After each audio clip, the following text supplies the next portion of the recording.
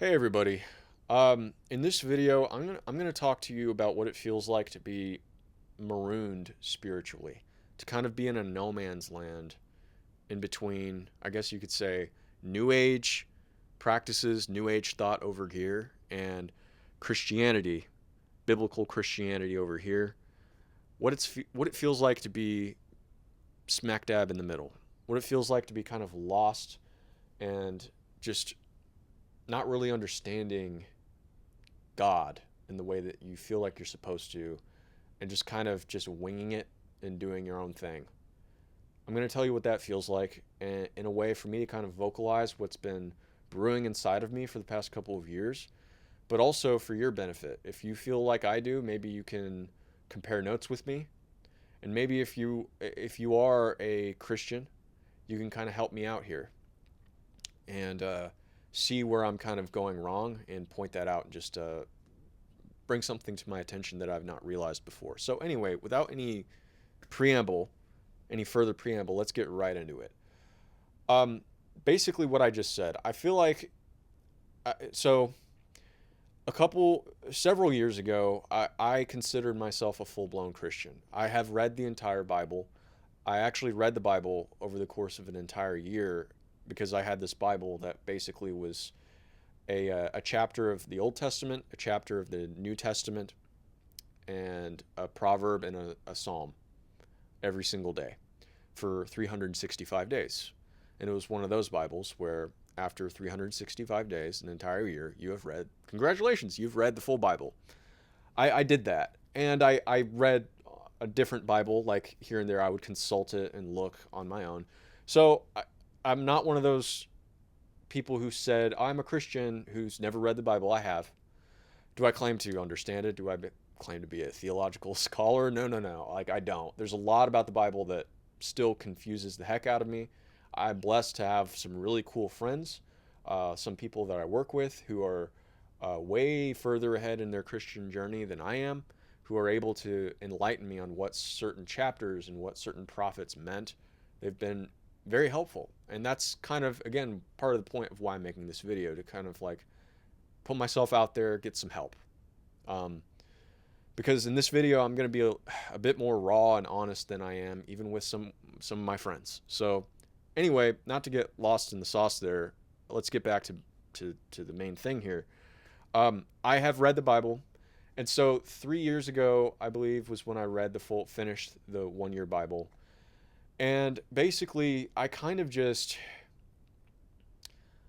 I just let my spiritual life in terms of Christianity just like wither away. I guess you could say from neglect. I used to try to pray every night, and then it became every other night, and then it became like, when I feel like it. And then it got to a point where I never felt like it. And then I found myself just kind of falling into sinful patterns. Um, just the basic stuff that guys get involved in, like I'm not perfect, obviously, but, stuff like, how do I phrase this? Um, Spicy images on the internet. Let's just like wink, wink, describe it like that. Um, that started to become kind of a struggle. Um, and all the other stuff, lust, mainly lust and just like intoxication, getting drunk, that sort of thing.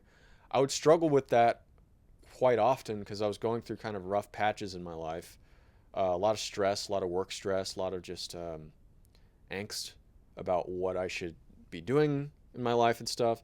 And I just started to feel further and further away from God. And I guess you could say I kind of still feel that way. I feel like if I can't really take myself seriously to stick to being on the righteous path, then like, why would God take me seriously past a certain point? Like, I feel like I don't know. That's just kind of where I am at, actually, where I just don't, maybe my mind can't fully fathom the infinite forgiveness of God. Maybe I'm projecting my own sense of patience, as human and flawed as it is, onto the mind of God, which sounds horrible. Like, I don't for a second claim to understand the mind of God or the depth of his forgiveness. All I know is that it's extremely powerful and immense. But, you know, in basically what I'm trying to say is that in the past several years, I feel like I've fallen short so many times. It's just like,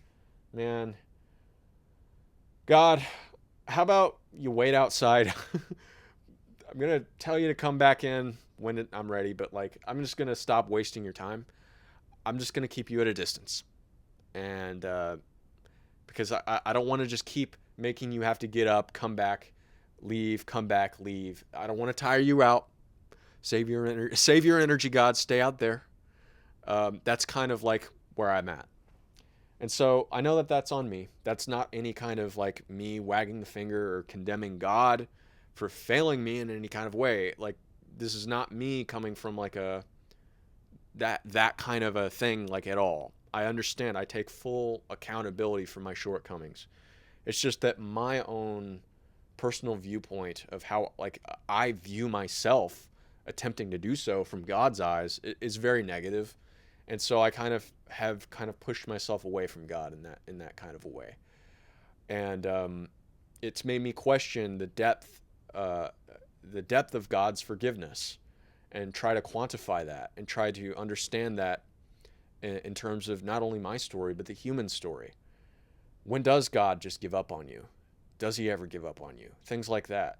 These kinds of questions have circulated in my brain for the past several years, and the end result is that it's just kind of like led me to this place where I'm like, I just am so over encumbered with shame and just like inadequacy that I just like don't I can't take myself seriously, so why should God take myself seriously? Take me seriously. That's where I'm at, kind of, and you're kind of caught up to speed with like my Christian journey.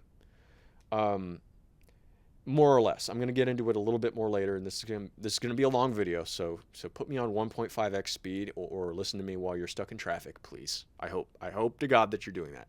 Anyway, so where does this place me? Well, uh, you know, a lot of people in my position and would be tempted to, seek to empower themselves through other means, to kind of acquire a sense of control over their lives by consulting alternative forces, alternative methods. And this is where the topic of the New Age enters the conversation now. Now, I in the past 3 years, I've not dived into New Age practices at all. Actually, it was me kind of dipping my toes into the New Age like 4 or 5 years ago that led me to read a book by Doreen Virtue. I forget what it's called exactly. It's been a while, but it was her testimony of being like a angel card, tarot card person, figure, New Age guru, to finding Christ and then disavowing all that, and then just, yeah, being where she is now. It was me actually dabbling in the New Age 4 to 5 years ago that led me to become a Christian like 3, 4 years ago. And that is actually kind of how I became a Christian first. And I'm not going to get into that testimony. I'm not going to talk about that really much. That's all you need to know. So I'm bringing it back to present now. Am I a New Ager? Do I want to, dive into the world of Christ consciousness and make it all feel good and make it all make sense and make $10,000 a month being a guru of some kind, manifestation, bro? No, no, no. I'm not that at all. I'm not that at all, and I want to make that extremely clear, and this is going to be a major part of this video. I am not a fan of New Age stuff whatsoever. I respect it. I understand it. And I know that a lot of it is actually based in reality. Like, there's a lot of true aspects of New Age thought. Otherwise, it would never catch on. New Age stuff would have never caught on to the way that it has caught on now if there was just no truth to it. It was baseless. It was complete, bull honky. Okay? No. That's what makes such deceptions so tricky. There's a kernel of truth in them that the damaged, lost, yearning human mind will latch onto and kind of tunnel vision focus in on, while blinding themselves to the darkness that surrounds that New Age practice. that's why New Age practices in of themselves are so nefarious, so sinister. So like, you know, case in point, like things like astral projection is something that I looked into quite extensively. Uh, yeah, case in point, it's real. You can astrally project. You can leave your body through focused meditation and forms of hypnosis. Like, that's real. The soul is real. You can untether your soul or something approximating the soul and explore this realm and other realms. Yes, you absolutely can. Um, the problem is that you're freaking untethering your soul from your body, dude. Um, that's risky. Human beings, you know, the somewhat fragile 3D flesh balls that we are, like we are not from the other realms. We're not completely in the spiritual realm. We're in the third dimensional, you know, prison planet battle realm where good and evil is put to the test.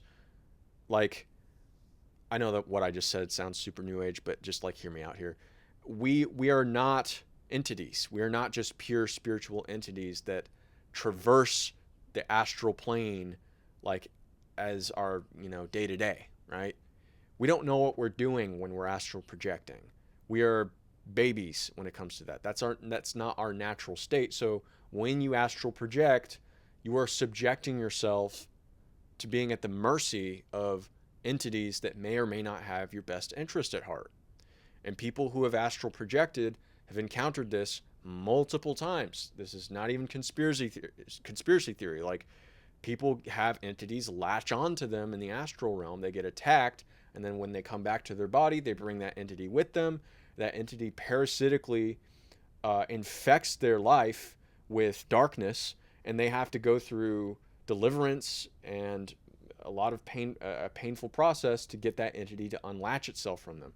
So I'm using that example to just highlight the New Age movement as a whole as being extremely dangerous for humans to dabble in, because even though there's a lot of truth to it, we are basically, it's an expression of a lack of faith in God himself, because you're saying, God, you're not enough. My faith in you is not enough. My faith in myself and my ability to affect good in your world is not enough. I need to commune and use these cheat codes. I need to commune with these forces over here to get what I want, because your ways and my ability to do good is not enough. So when you do New Age shit, it's basically a declaration of faithlessness. That's my kind of understanding of it. So I think I've said everything I need to say about the New Age. I don't think I need to belabor that point anymore, but I see all that stuff for what it is. It's extremely tempting. It can give you an edge. Yes, it can. It's also incredibly dangerous. And I know people personally, several people, more than that, more 3, 4, 5 people I can think of right now who have dabbled, whether it's in astral projection or ayahuasca. That's like a whole nother subject I could make a video on. I could talk about for a long time. I've not done ayahuasca, but I've known many people who have done ayahuasca and hard psychedelics like that. People who have astral projected, ayahuasca, hard psychedelics, tarot readings, psychic stuff. They've done all that and it's gone wrong. And they realize looking back, like, whoa, if I just never did that, I would have actually been way better off. Like, it appeared to give me what I wanted at the beginning, and then given enough time, it screwed me over. Dude, that has happened so many times with people I know personally. So I'm not talking out of my ass here. I'm not making this up. So I've had enough experiences with those people that I know, and my own research and my own lived experience, like me personally, to realize, like, yeah, man, the New Age is rotten. Like, don't mess with that stuff. Don't mess with that stuff. It's just not good. And the people who do, I can't necessarily like hold it against them and like use that as a way to indict their character, because I know how tempting it is. I get it. And it's like fully in line with human nature to want to seek out occult knowledge, um, like hidden stuff, you know? That's like biting from the apple of the tree of the knowledge of good and evil. That's embedded in the human monomyth, the human collective unconscious, I guess, is this desire to seek hidden knowledge, to illuminate. It's what like the illuminists of like the 1700s were all about. Like this goes deep. I'm not going to get into it here, but like you understand what I'm saying. So anyway, I'm not new age. I find a lot of that stuff to be super cringe and I and dangerous. And so I don't do that stuff. I don't. And I see it for what it is, demonic. So where does that place me? Well, like I said in the very beginning of this video, it puts me somewhere in the middle right now.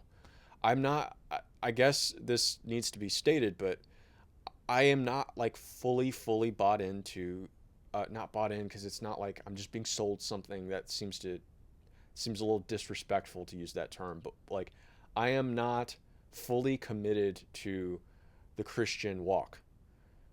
And I I'm really trying to understand what those blocks are and vocalize them, so I'm going to do them here in this video to kind of close out this video because I'm in the middle between New Age, like New Age and Christianity. So the question should become like, Reese, why aren't you just a full-blown Christian? Well, this can be approached from a number of different vectors, but I think one of them is that, you know,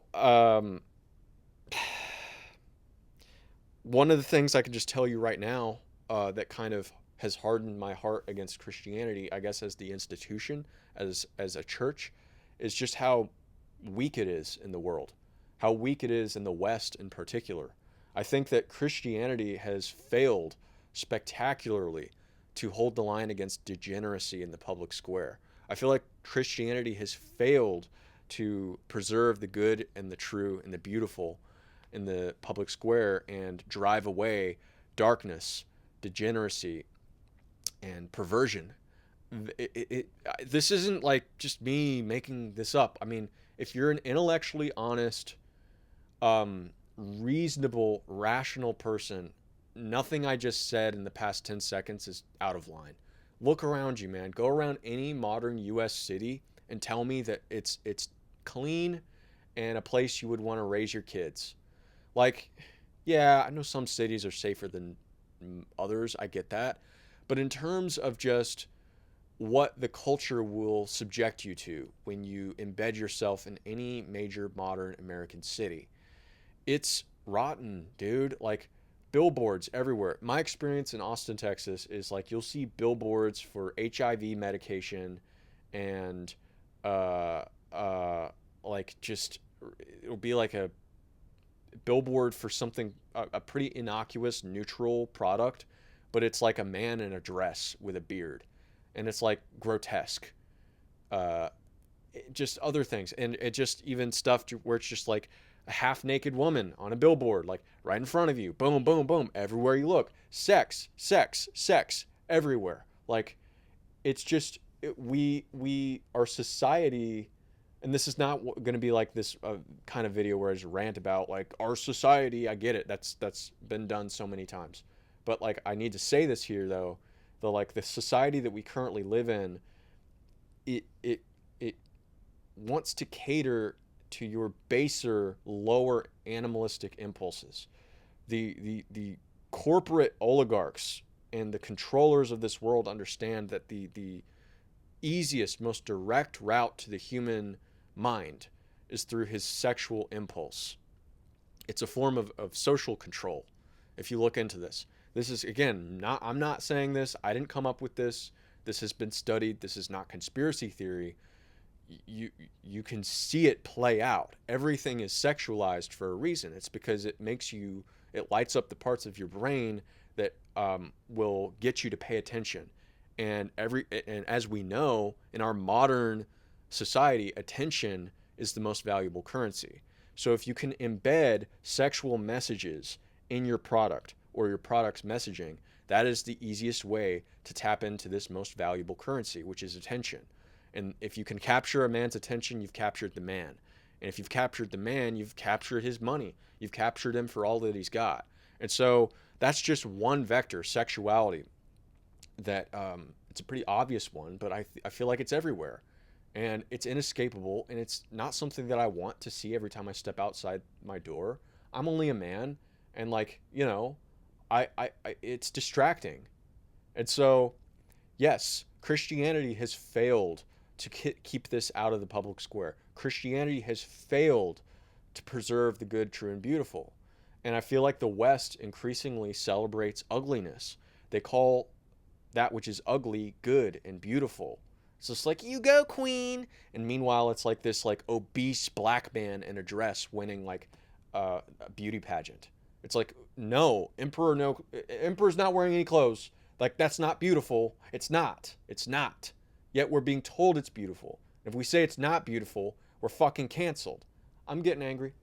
I'm getting emotional here. So I told you I was not going to make it this kind of a video, but my point is being made. My heart has kind of hardened towards the institution of Christianity because I've seen the fruits that it ironically bears. Like Jesus said, know them by their fruits.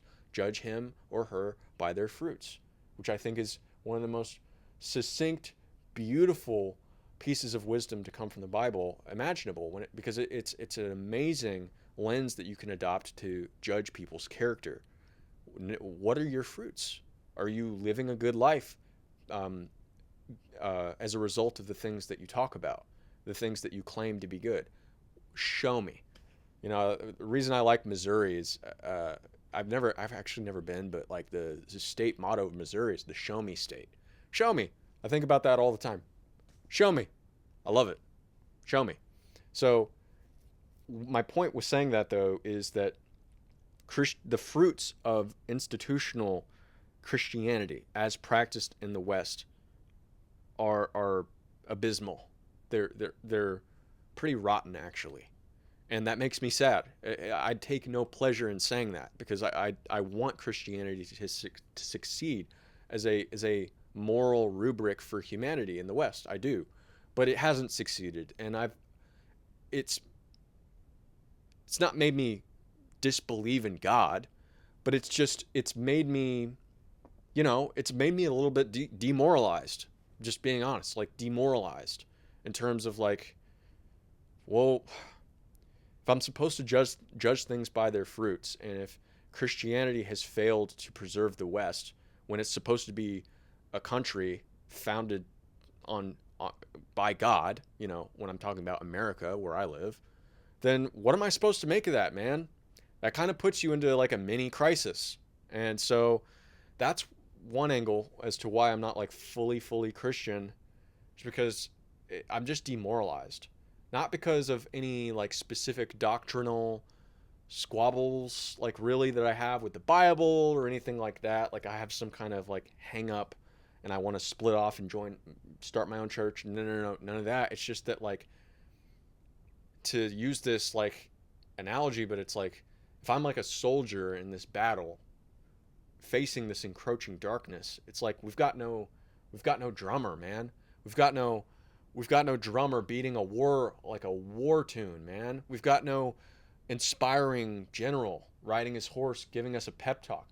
It just feels like we've got no backbone and no vigor in the church that makes me like want to really pick up my sword and like fight, because it feels like the freaking battle's lost, man. That's what I'm saying to you. So moving on from this discussion here, because I want to wrap this up soon, because this video has gone on for a very long time, and I want to just take a moment to thank you for actually listening this far. I really do hope you have listened at 1.5x speed, and that you've listened to me while you are in traffic or something like that. That would be preferable than just sitting and just like watching me. If you could do that, that's amazing. Actually, you're like superhuman. But anyway, the other thing, I guess the other angle that I've kind of struggled with when it comes to fully embracing Christianity is just, well, it has less to do with Christianity, but like trying to understand God through the lens of the Bible. Because what I don't understand is God's relationship to me. The Bible always talks about God seeking a personal relationship with each and every one of us. And I like to believe that that's true. I want to believe that that's true. But what I have a difficult time understanding with that is the relationship between my will, my free will, and God's will. Because if you just think about this logically and like philosophically, I feel like those two things, they can't really like exist at the same time. I feel like maybe there's a way that it can, but it just seems like one will always contradict the other. So what I'm talking about here is like, to what degree am I fully accountable for my own decisions that I make in my life?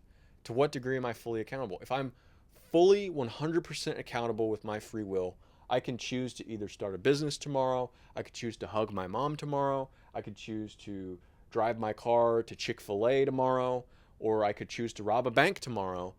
Whatever I choose to do, that's on me, right? That was like, this was a world of 100% free will and full accountability. I mean, I guess that makes sense, but then the question comes, where does God play into that? Does God make me make one choice over the other? What role does he play in any of those choices? Does he try to extend his hand and stop me when I'm starting to make a bad decision? Or vice versa? Does he takes, he giveth, but he also taketh away. Like, if I'm trying to make a good decision, will he take it away?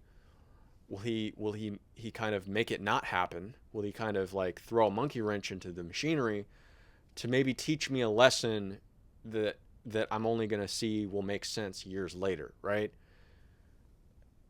The moment that God enters the equation, when I talk about my own free will, it gets complicated and it gets really tricky.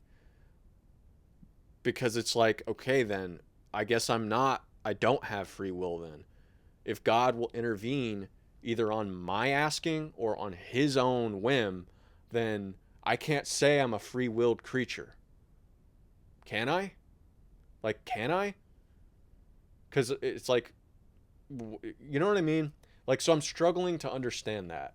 And when God wants a personal relationship with us and he wants to have that, I love that. I think that's a beautiful sentiment expressed by the Bible, but I just think that, like, if God gets too close to us, and it almost seems like unfair. I know that's not a great word to describe it, but it just seems like it's almost like unfair when you consider, like, how do I want to say this? Because what I want to say is, like, even people who are extremely pious, they pray all the time, they go to church, they do all this, even they have bad things happen to them. So being pious and being rigorous with your habits of praying, reading the Bible, going to church, does not necessarily guarantee you better outcomes in this life. It doesn't. Because, I mean, I remember this one story I read. There was a GoFundMe made about it, but it was this woman. It was this beautiful, beautiful Christian family.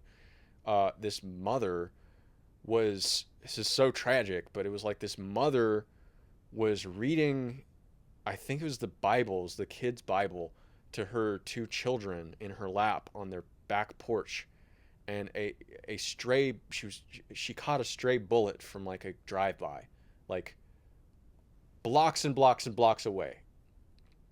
She was killed instantly while she was reading to her children. And this was a God-fearing, loving Christian family. And it's like, okay, let's try to understand that. So even if you do all of those things, legalistically, if you're like, I want to pray X number of times a day, I go to church every Sunday, I do this, I follow all of your commandments, Lord, I do all this. But at the end of the day, you catch a bullet from a drive-by and you die in front of your horrified children. Okay. And so I know that it might seem like I'm getting at the very like Reddit tier question of like, if God good, then why bad thing happen? Like, I get that's kind of what I'm angling at, but that's not like to be discounted. Like, the point I'm trying to make is that the idea that the more pious and rigorous you are with your Christian habits, the higher the likelihood it is that you're going to have a better outcome in life is I don't think you can logically claim that that's a true statement. I don't think that that's necessarily true. Um, and if it is, then why would God do that to that mother? That's one of the most it that was one of the look. I am like in a lot of ways a child of 4chan. Like in my teens, I explored 4chan boards and stuff, and I'm no stranger to the internet. I've seen horrible gory stuff before, like stuff. Um, there are fewer things that like punched me in the gut on like a soul level than reading the news story about that mother. Something about it, dude. Like I so why would she get killed in that horrifying way in front of her children? Literally doing something while she was in service of the Lord, reading the Bible. Meanwhile, other less pious, less uh, biblically adherent people, let's just put it kindly, live to be 85, 90. Um, it doesn't make any sense. It seems like your ability to stick to the commandments and the not the commandments, but like your spiritual discipline doesn't really guarantee you a long, happy life. So then I have to kind of logically conclude on a certain level that like God's level of interaction in our lives as human beings, as described in the Bible, like the the quote unquote like close personal relationship with God, I don't think it's as close as we think. I don't think you can logically say that, because again, if you apply one rule, it has to be applied evenly across the board, or else it's inconsistent and it's not. It can't be said to be like a rule. So it's like, again, the level. Why would God intervene more in this person's life than that person's life? Like, how do we have control over that? Like, why does somebody who lives super long, um, is that because of God, or is it because of their own free will and the choices they make? Like if they played it safe in life, you know what I mean?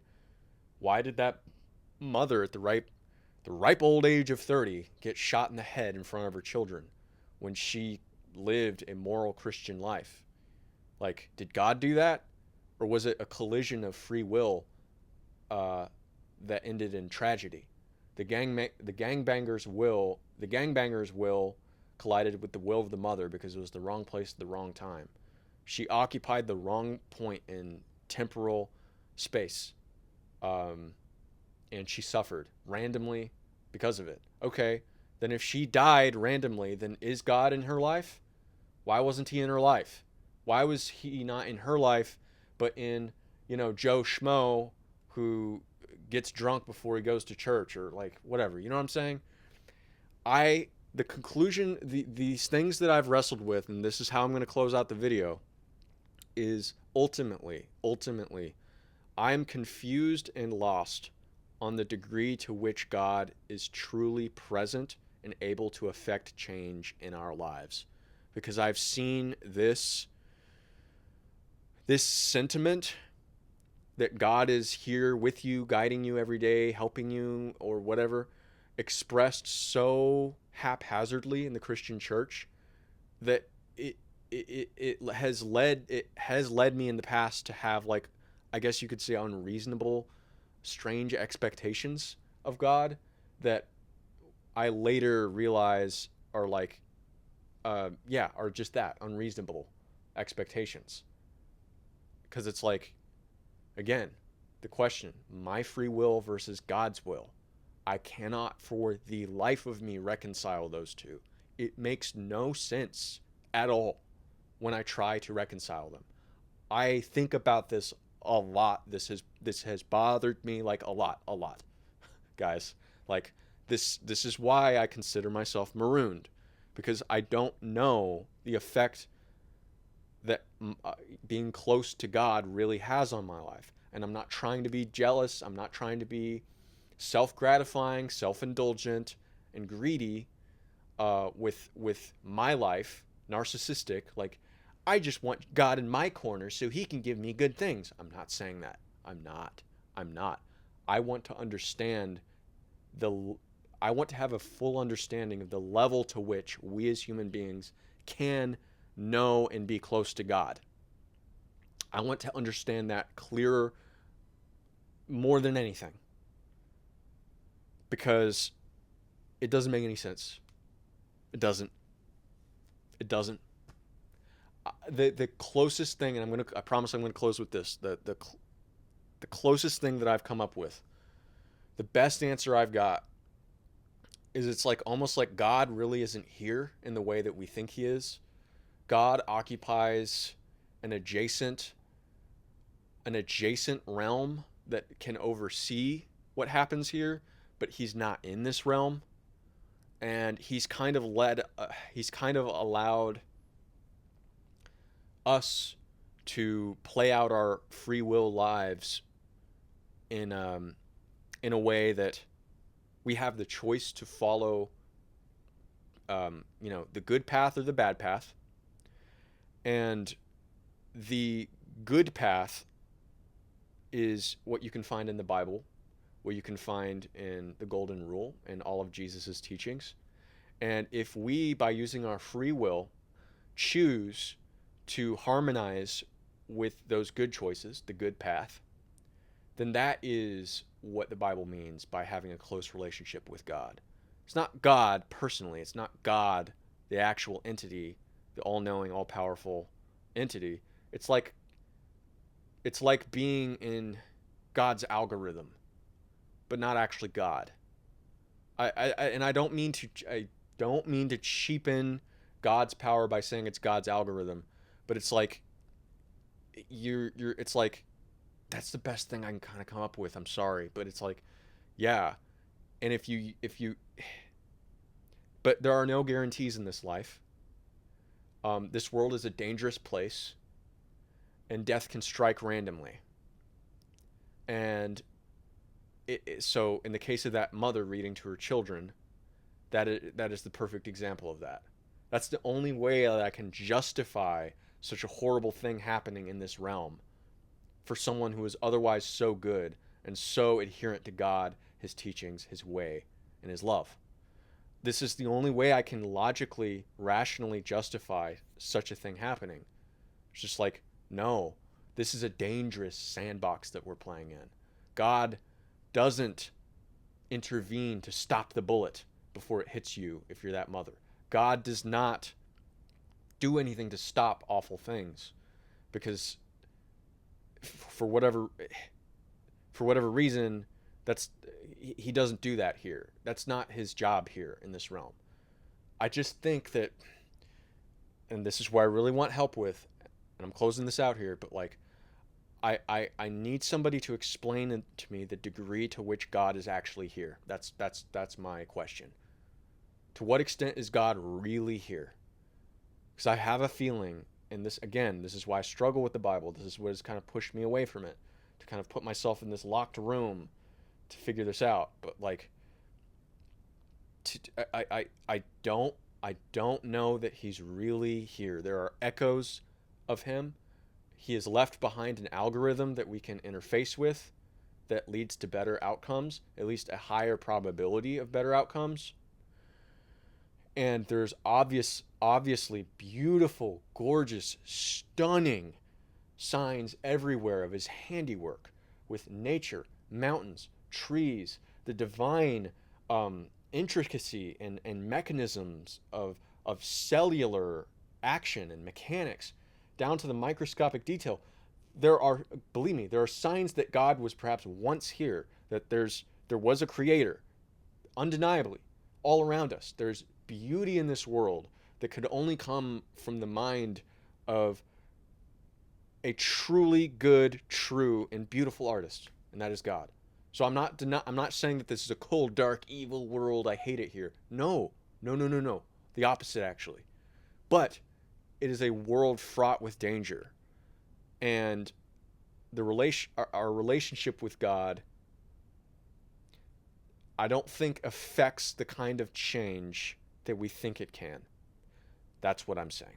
So anyway, guys, this is one of those YouTube videos. You know what I mean? This is one of those YouTube videos. Might be a little bit controversial. This might ruffle some people's feathers. I hope it doesn't. I hope that I, throughout this video, expressed myself as clearly and as succinctly as I can, even though I went on a couple of rants. But I want to tell you right now that I am speaking to you not on my own, not fully on my own behalf, but I speak to you in service of the truth. I am beholden to the truth as a human being. That is what I want to know. All I want to know is to live in truth, act in truth, and understand truth wherever I can find it. And I know that that requires a degree of humbling yourself. And I hope that in expressing my ideas and expressing my doubts and expressing my opinions here, that I've not mistakenly conveyed to you that I am arrogant or that I claim to know the right way. The main message that I'm trying to get to you is that I have humbled myself before the truth, and I'm open to hearing it, and I'm open to understanding it better. That's why I'm making this video. I don't want to put people down or make people feel bad. I'm trying to get closer to God, and that's all I'm trying to do here. And if you're anything like me, I want to hear from you.